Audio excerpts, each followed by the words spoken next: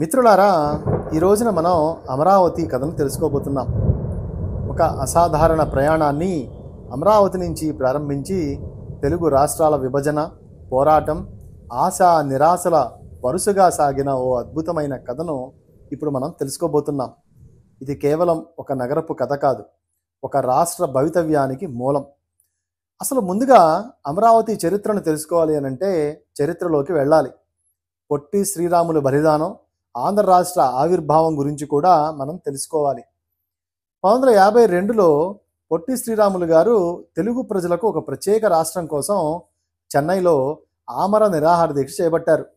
56 రోజుల పాటు ఆకలితో పోరాడి చివరికి ఆయన మరణించడంతో ప్రజలు ఉవ్వెత్తున లేచారు.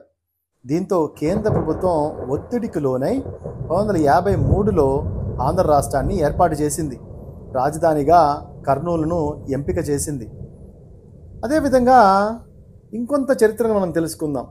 1956లో ఆంధ్ర తెలంగాణ విలీనం మరియు జెంటిల్మెన్స్ అగ్రిమెంట్.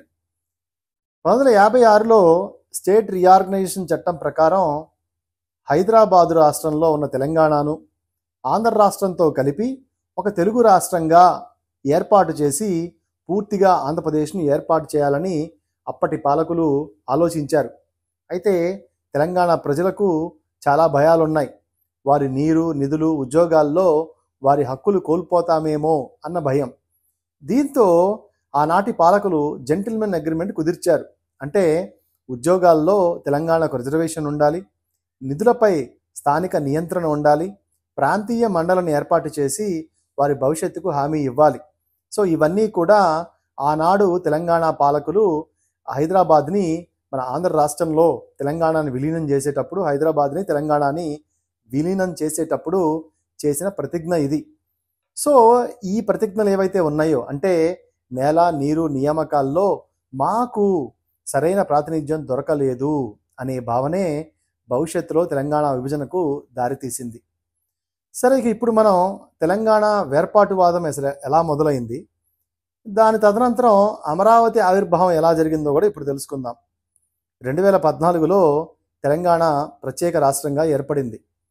హైదరాబాదు తెలంగాణకు చెందిందిగా కేంద్ర ప్రభుత్వం నిర్ణయించింది, ఆనాటి కాంగ్రెస్ ప్రభుత్వం. అయితే అత్యంత పాశవికంగా ఈ విభజన ఎలా చేశారు అని అంటే పార్లమెంట్లో లైట్ల ఆర్పేసి మరీ ఈ బిల్లును పాస్ చేయడం జరిగింది. దీంతో ఈ కాంగ్రెస్ తీసుకున్న నిర్ణయం ఏదైతే ఉందో ఆంధ్ర రాష్ట్ర ప్రజలకు అసహ్యం కలిగించింది.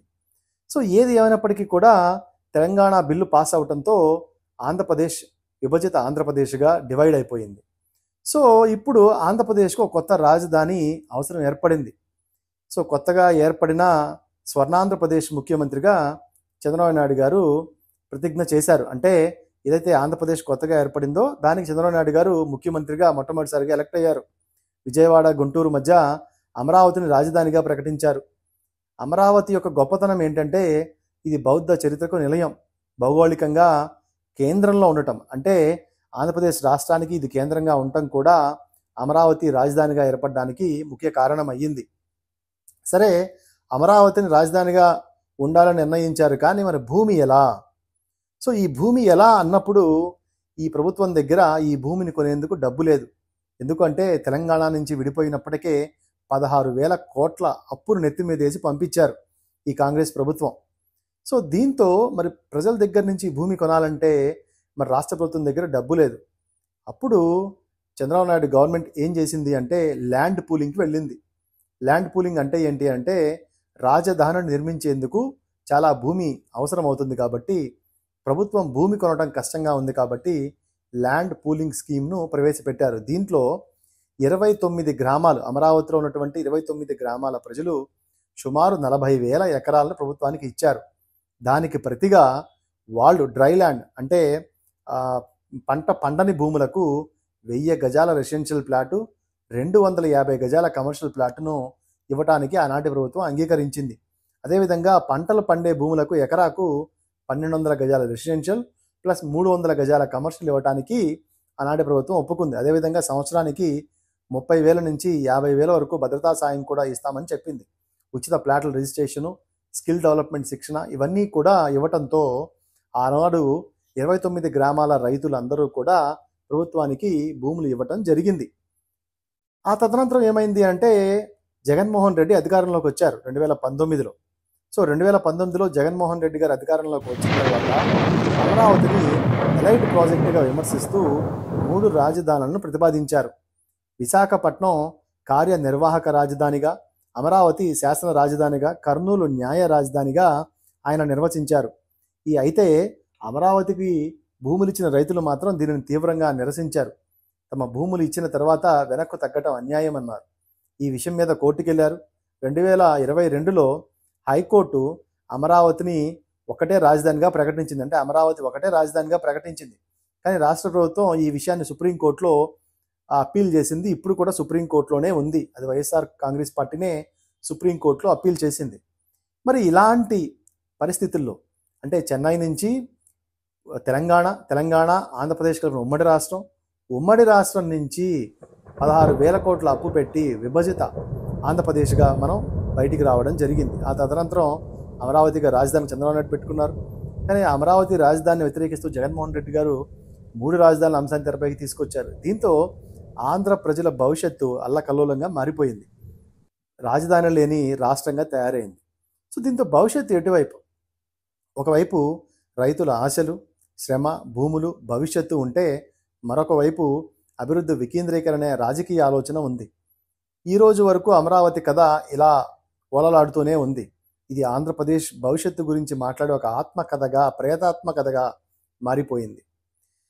సరే, ఇప్పుడు అమరావతి మరొకసారి చంద్రబాబు ప్రభుత్వం అధికారంలోకి వచ్చిన తర్వాత అమరావతిని రాజధానిగా చేస్తూ ప్రధాని నరేంద్ర మోడీతో మళ్ళీ మరొకసారి శంకుస్థాపన కార్యక్రమాలను చేపట్టారు. అయితే పొట్టి శ్రీరాముల నుండి అమరావతి రైతుల వరకు తెలుగు ప్రజల ఆకాంక్ష మాత్రం మారలేదు. అదేమిటి అంటే ఒక గుర్తింపు, ఒక భద్రత, ఒక మేలైన భవిష్యత్తు కోసం చేసే ప్రయత్నం. కానీ ఈ కథ ఇంకా ముగియలేదు. ఇంకా చెప్పవలసింది, వినవలసింది, చేయవలసింది, ఆలోచించవలసింది చాలా ఉంది. మరి ఈ రాష్ట్ర ప్రభుత్వం, ఈ కేంద్ర ప్రభుత్వం ఆంధ్రప్రదేశ్ రాష్ట్రాన్ని ముంచుతాయో లేదా పైకి తీసుకొచ్చి వెలుగుబాటలో తీసుకువెళ్తాయో భవిష్యత్తులో మనం చూడాలి. ఇంకా మనం చెప్పాలంటే మనం ఈ రాష్ట్ర ప్రజలుగా మన అమరావతి గొప్పతనాన్ని కీర్తిస్తూ ఈ రకంగా చెప్పొచ్చు. ఏమిటి అంటే, నా రాష్ట్రం కృష్ణా గోదావరి సంగమం, నా రాష్ట్రం కలియుగ పుణ్యక్షేత్రం, నా రాష్ట్రం అమరావతి బౌద్ధ అసీత శైలం, నా రాష్ట్రం రాయలసీమ రాయల ఔన్నత్యం, నా రాష్ట్రం లేపాక్షి శిల్పకళా వైభవం, నా రాష్ట్రం అనంత పద్మనాభ దర్శనం, నా రాష్ట్రం ఉత్తరాంధ్ర ఉదయగిరి వైభవం, నా రాష్ట్రం అరకు గిరుల అలకల సౌందర్యం, నా రాష్ట్రం బొబ్బిల ధీరుల గౌరవం, నా రాష్ట్రం విప్లవోద్యమ అరుణ శంకారావం. ఆంధ్రుడా లేరా ఆంధ్రుడా, లేరా ఆంధ్రుడా, మన రాష్ట్రం కోసం, మన భవిత కోసం గొంతెత్తి అరవాల్సిన సమయం ఇది. మనల్ని చీ అన్నవాడి ముఖం మీద మన సుందర భవిష్యత్తు నిర్మించాల్సిన సమయం ఇది. మనం కట్టేది ఉత్తి ఇటుకరాళ్ల గోడలు కావు, మన బిడ్డల సుందర భవిష్యత్తు. రాజకీయ కుట్రలను, దొంగ అవసరాలను ఛేదించి సుందర భవిష్యత్తును నిర్మించాలి. కూలిన ఇటుకలతోనే వసంతగానం ఆగిపోతుందా? గుండెలలో రగిలిన కన్నీళ్లు చల్లబడిపోతాయా? కష్టమనే ప్రశ్నే లేదు, నష్టమనే మాటే లేదు. స్వరాష్ట్ర గానమాలపించి స్వాభిమానం పాలు పెంచి లేరా ఆంధ్రుడా, లేరా ఆంధ్రుడా. సెలవు.